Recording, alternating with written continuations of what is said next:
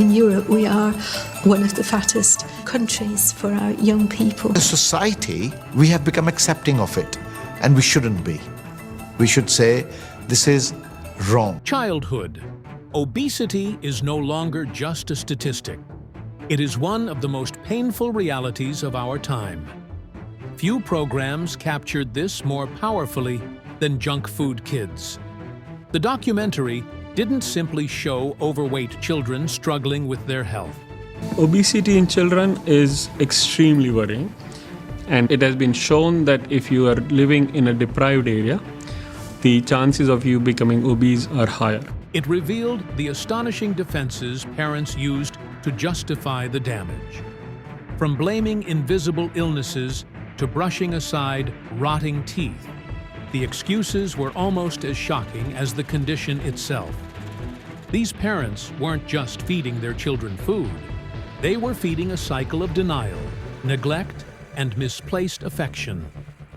The real question the show forced viewers to confront was this: why protect the indefensible? Why create excuses instead of solutions? And most importantly, what does this tell us about accountability in a world where truth is easier to avoid than to face? Dodging accountability. One of the most unforgettable introductions came from Leeds, where the cameras met 4-year-old Tula. She was only in nursery school, yet she wore clothes designed for children nearly twice her age.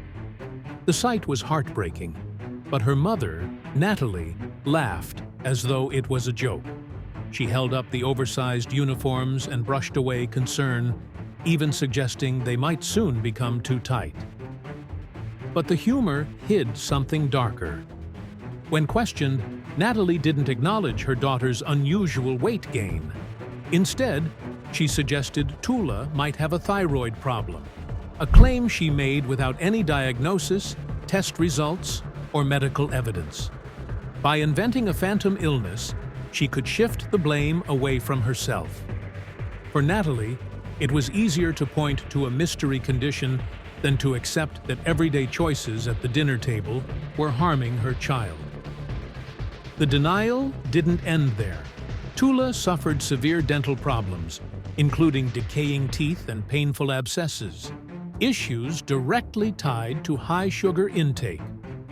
Even as her daughter winced in pain, Natalie rejected the idea that diet could be the cause. "Good food doesn't rot teeth," she insisted, a statement that defied both science and common sense. This was not ignorance, it was a defense mechanism. By refusing to accept responsibility, she shielded herself from guilt, but left her child to carry the burden.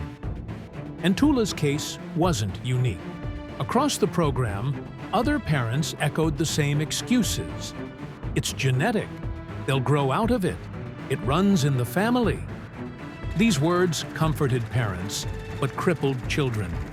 Denial wasn't just a shield, it was a delay.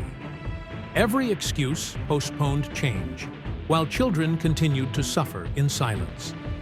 The weight of excuses. Numbers told the story. Parents didn't want to hear. A 4-year-old needs around 1,200 calories a day. A single bottle of juice can add nearly 200 calories and pack 50 grams of sugar, almost double the recommended daily limit. Multiply that by a week, and the damage was staggering. Yet parents couldn't or wouldn't connect the dots. They shifted responsibility to schools, supermarkets, even bad luck. But while the world does shape habits, it doesn't remove the power of choice at home. Denial turned parents into storytellers, crafting myths to cover the truth, while their children paid the price with their bodies and futures. One of the most striking elements of the show was how quickly children absorbed these same excuses. Some repeated their parents' words, saying, "It's just how I'm built," or "Everyone in my family is big." These young voices revealed the cruelest consequence of all. Denial doesn't just protect the parent, it teaches the child to give up hope before they even begin. comfort over care. If denial was the first shield, convenience was the second. Parents often admitted their children's health was poor, but excused it by saying they were too tired, too busy, or too stressed to cook. Takeaway food became the shortcut, a quick way to fill a stomach without effort. Burgers and fries weren't presented as junk, but as treats, or even as rewards. It was food as comfort, not care. The reality, however, was painful. Cheap fast food is calorie-heavy, but nutrient-light. Pizza, fried chicken, and chips satisfied hunger but starved the body of vitamins, minerals, and balance. Parents argued that cooking fresh meals was too costly, but often the truth was about effort, not money.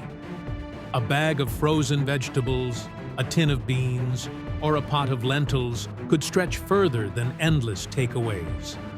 But convenience won because it was easier. The program showed shocking examples. Children drinking fizzy drinks every single day, not because they begged, but because parents gave in to avoid conflict. One 6-year-old had already endured multiple dental operations, more than many adults, because his parents found it easier to say yes than to enforce limits. What was meant to be an occasional indulgence quietly became a daily habit. Convenience feels like relief in the present moment, but the long-term cost is devastating. Hospital visits, school absences, and emotional scars that last into adulthood. Parents thought they were saving time, but they were only passing the bill to the future, leaving their children to pay in health and pain, turning guilt into blame. When denial cracked and convenience wore thin, many parents reached for a final shield: blame. Schools were accused of offering unhealthy lunches. Supermarkets were accused of pushing cheap junk food. Advertisers were accused of manipulating children with bright packaging and catchy jingles. There's truth in these claims. Marketing does tempt. Schools aren't perfect. Junk food is cheap and accessible. But none of these erase the choices made at home. Children don't decide what ends up in the shopping cart. They don't control what's packed in a lunchbox. Aides may influence, but parents are still the gatekeepers. Some families even blamed doctors, insisting that their concerns were dismissed. Yet the signs weren't hidden. They were right there in the daily diets of sugary drinks, fried food, and skipped vegetables. Blaming outsiders allowed parents to dodge guilt, but it didn't change reality. Perhaps the most haunting story came from a 13-year-old girl who said she wanted weight loss surgery. Instead of addressing years of poor habits, her parents insisted the healthcare system had failed them. It wasn't just blame anymore, it was entitlement. They expected others to fix what they had allowed to grow unchecked. The final reflection: by the end, junk food kids had stripped away every excuse. The camera didn't rely on dramatic effects. It simply showed children gasping for breath after a short walk, lying in dental chairs, or listening to doctors warn them about early diabetes. The images were more powerful than any narration because they revealed a truth that could no longer be hidden. The cost of denial was written on children's bodies. Denial, convenience, and blame were not harmless coping strategies. They were prisons that trapped children in cycles of suffering. Parents told themselves they were protecting their kids from shame, but in reality, they were protecting themselves from guilt, while leaving their children to face the consequences. The documentary's closing message was clear: love without responsibility is not love at all. It is neglect.